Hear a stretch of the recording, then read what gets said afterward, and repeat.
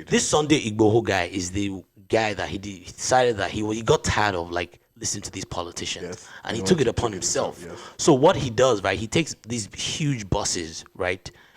Huge buses to go out and look for these people, and he has heavy-handed tactics. Let me just put it that way. And when I say heavy-handed, I mean he's coming in there and he is fucking shit up. Okay. Make of that what you will. But he is going there and he's handling it his own way through violence. So what I've gathered, right, from this constitution crisis that people say we have is that they're saying that the constitution is written in a way that you cannot have one region. You cannot allocate resources to one region without spreading it Across the country. the rest of the country. Yeah.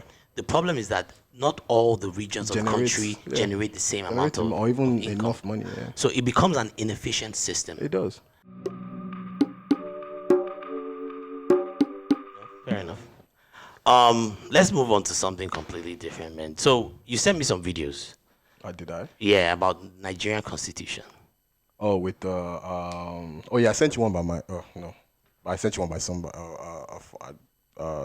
The Daily Fire to Me one, right? Yeah, the Daily And Power to the me. other one I sent you Okay, I'm bringing this up because there's been a lot of conversation lately about the Constitution. about the constitution and about how the Nigerian constitution is set up. I know we seem to be going completely opposite Kind ends of here. wondering how you went for Afrobeats I know to hip hop. hop, then back to Nigeria. No, I wanted to Like, first talk about the entertainment first. Oh, Now we're okay, going to get into a little bit more serious topics, right? So let's talk about Niger. There's been a lot going on. Nigeria is stressful. There's been a lot going on. Oh, so why do you say stress? Talking about Nigeria can be depressing, bro. I know it can, but it's still our country. That's all we got. You don't know about that. It is. You don't know about No, that. it is. Let's be honest. It is. We're Nigerian first before anything else. There's been a lot going on. A So lot is an understatement. recently there was another incident of young boys There were being two kidnapped. incidents. Some girls just got kidnapped yesterday. Really? Yes. The one I was talking about is the boys in In fact, Niger that's State. the third incident because there was the boys that were kidnapped. I think end of last year. Yeah. Then there's the Kagara, I can't remember the name. Kagara boys or That something was like that. recently. Yes. I heard yesterday some girls were kidnapped again, or women. Okay. So it's clear that we don't like our security state is in crisis. That's a safe assumption. Almost non-existent. That's a safe assumption. And it's not just that. You have Fulani herdsmen that are coming to the south and also causing like a lot of. So I've had with the full. So I've had conversations with and I did send you some videos, but Yeah. I've had conversations with some people, and so. All right, so the herdsmen Yeah. in Nigeria, from my understanding, they're mostly Fulani people, Okay. and they migrate from the north. In the south, we consume a lot of beef, a lot of meat, so they migrate. Now, I'm not in support of their open grazing and stuff like that. Now, in the process, Wait. When you talk about open like they grazing, have what do their you mean? cows just go on the streets and the cows just walk on the streets and Yeah. go into residential areas and stuff like that. And it's lawful, right? Is it? It's not well. I guess people are trying to not make it a lawful thing or like go get a land or space, whatever. Yeah. Now, from what I've heard in some circles is that the herdsmen do carry knives or some weapons because there have been incidences where some of them have been. And I'm not an expert here. Before anybody gets upset, but there have been incidences where they're cattle rustlers. Yeah. Who steal their cattle and kill them, the herdsmen themselves. So in retaliation, they've armed themselves. Now, I guess a faction of them, or some of them, also took it as far as starting to attack people. Now, it then became a thing. So now it's just like, look at every movement, Black Lives Matter and SARS. Now, I'm not comparing Fulani herdsmen to that, but every movement, even intended to be good, somehow people hijack it and do stuff under that umbrella. And it seems like that's what's starting to happen, is now people are coming under that umbrella of Fulani people, like, we know what, we're going to attack people and kill people. Yeah. And they're going to be considered Fulani, herds. I've heard incidences of people that I know, or people know that have been attacked by, Fulani people, houses people, but these people were not herdsmen. But obviously, the report is that some of them were not herdsmen, but the report is that no Fulani herdsmen. So now, as Nigeria does best, Nigeria is a very tribalistic country. So already, nobody cares that either anyone is innocent or not. Is that Fulani people are around and they're killing people? So you saw what happened in the battle. Yeah. Somebody died. Yes.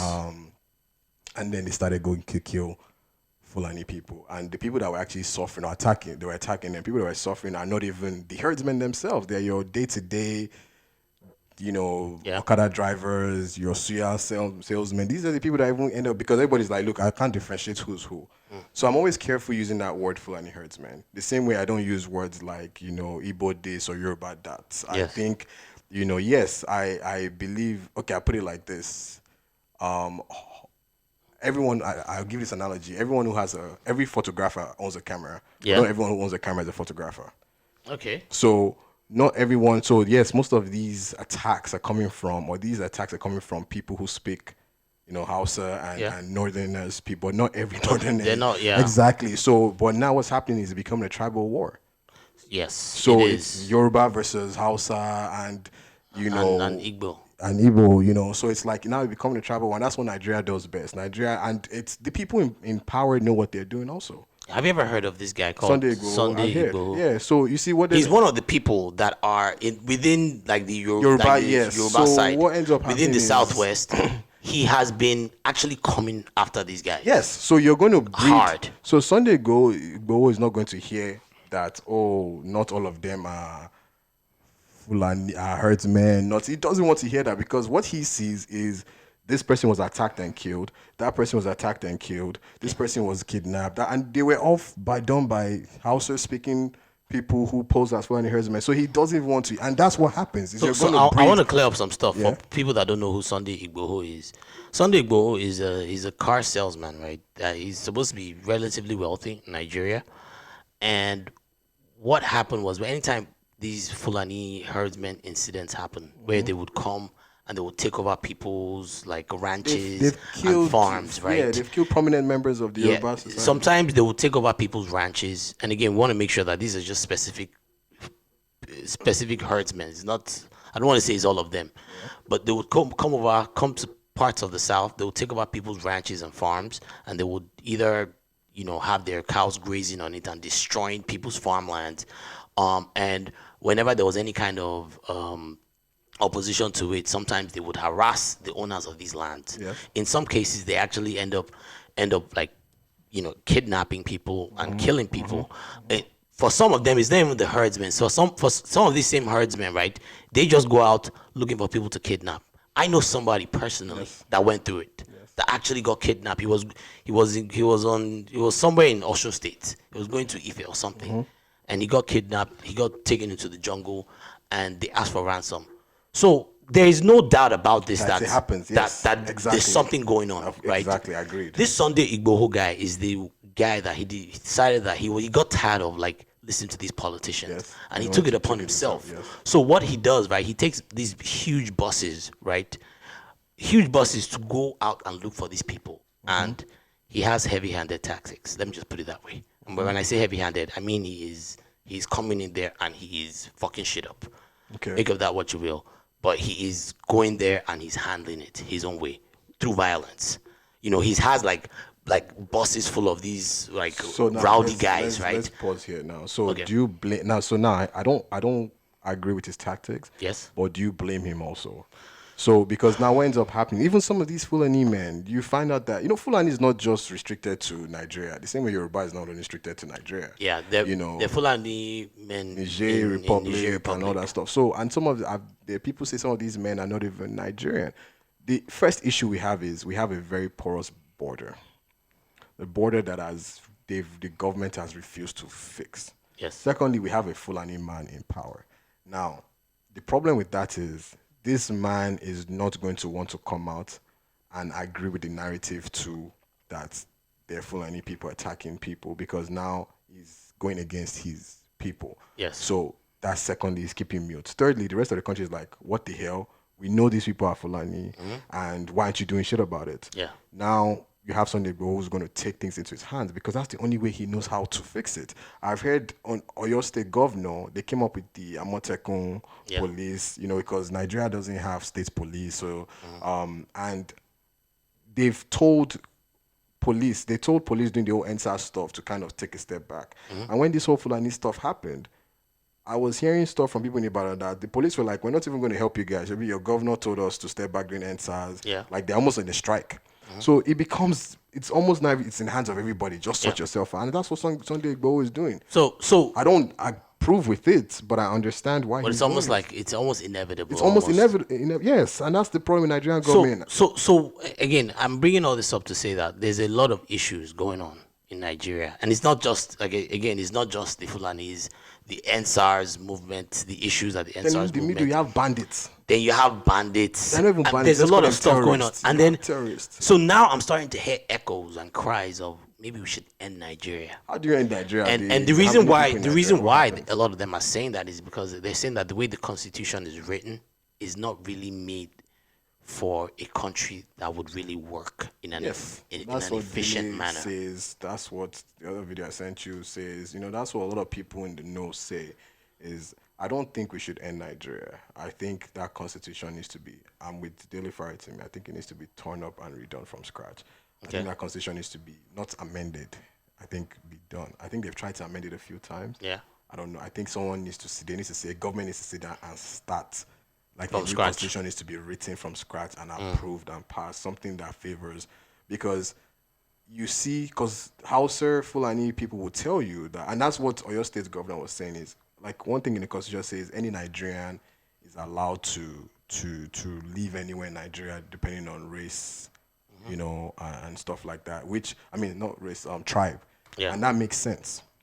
So the Hausa people are saying, well, look, by the constitution, we should be here.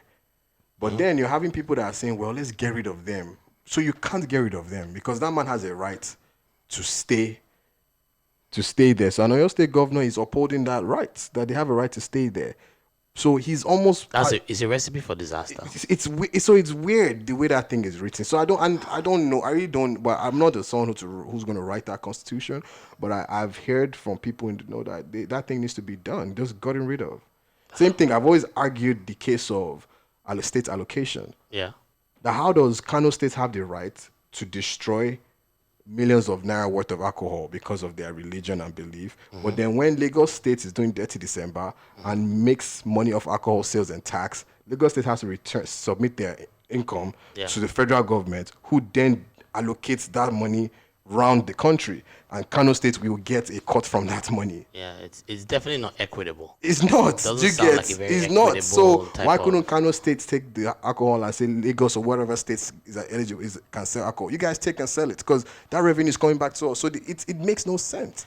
So what I've gathered, right, from this constitution crisis that people say we have is that they're saying that the constitution is written in a way that you cannot have one region. You cannot allocate resources to one region without spreading it across the country, the rest of the country. Yeah. The problem is that not all the regions of the country generate the same amount of or even income. enough money. Yeah. So it becomes an inefficient system. It does. And it becomes pretty much pointless. I generate a billion naira, Yeah. and then you take that billion naira, and then you're going to share it. Fine, I will get the largest chunk of it. We're going to put it in a pool and then share it around the country. Yeah. Why? As if the Nigerian government isn't making things hard enough, right? They now decide that they want to ban crypto. I know now those ones. They can't. These people don't have crypto, sense. so They do not have They sense. can't control it. These people do not have sense. I didn't understand that, but we'll get into that another time. I actually like to talk to somebody on exactly exactly what that means, that new legislation where they're trying to ban crypto. That's what they're focusing on now. But we're kind of due for a break before right then, let's finish up with the bandits. So, and you're having bandits that now. So the thing that's going on now is bandits are kidnapping people. I don't even like the word bandits because bandits kind of make them seem like Robin Hood. These guys are terrorists. Yeah. They're kidnapping people, and they're taking those people, and the government is paying them the ransom. So now, in the space of December to February, we've had 3 incidents and they're not kidnapping 1 or 2 people. They're kidnapping 300 people. Yeah. How do you kidnap 300 people? How does that happen? Kidnapping one person alone is hard. They're kidnapping 300. Then you put a what they call a ransom on their head. Then I forget the guy, the Hausa guy, Sheikh Gumi. Sheikh Gumi goes to pay that. Now I don't care what he does with his money. They say it's his money. Sheikh Gumi, yeah. Yeah, I don't know, whatever. He was part of the one that usually brokers the deal between the bandits and the government, now, and gets money from the government and gives it to the bandits. So now somebody is saying, I've been seeing reports. I'm like, first of all, so Sheikh Gumi can have access to them. They can go fucking arrest them. But they are saying, they made somewhere neutral. They don't really have access. All right, do you remember El Chapo? Mm-hmm. You know El Chapo when he escaped? Yeah. The second time, I finally got caught. Do you know why he got caught? Because he did an interview with this lady for some of this news station, and it was after that day they caught him. They were able to track him through her. Yeah. So are you telling me that through Sheikh Gumi we cannot track these bandits to catch them? Instead, we're giving them 800 million. Yeah, but I think it's because we don't really have. First of all, they're not meeting with Sheikh Gumi because they're thinking that the Sheikh Gumi is going to lead them. They trust Sheikh Gumi. That's why they you know what I'm saying? Like, so that's a little complicated. We can't spy on them. We can't catch them. We don't have the resources. I don't think we have the resources. Is what I'm saying. We can't ask the U.S. to help. The same U.S. that sent troops and Nigerian men to rescue 2 or 3 U.S. citizens that were kidnapped. That's worth considering. It's worth considering, but they don't want to help. Is the problem? They are fine with it. But Wale, I don't think we have the resources. They are fine with it. So today you give these people 800 million. Yeah. So tomorrow, and that's another group of boys have been kidnapped. I know it's not efficient. So you're going to give another 800 million. Wale, here's what happens. Then tomorrow you shout that the army does not have resources to fight Boko Haram when you've given 1 billion out in how many days or weeks? When you have a failed system, that is the Nigerian government. These are things that it's impossible to answer. It's just impossible to answer. That's why we can keep going back and forth. And they don't learn their lesson. They did this thing with amnesty. Mm-hmm. They started this amnesty thing with militants in Port Harcourt in where's Port Harcourt? Rivers State. Yeah. Yeah. Is it Rivers? Yeah, Rivers.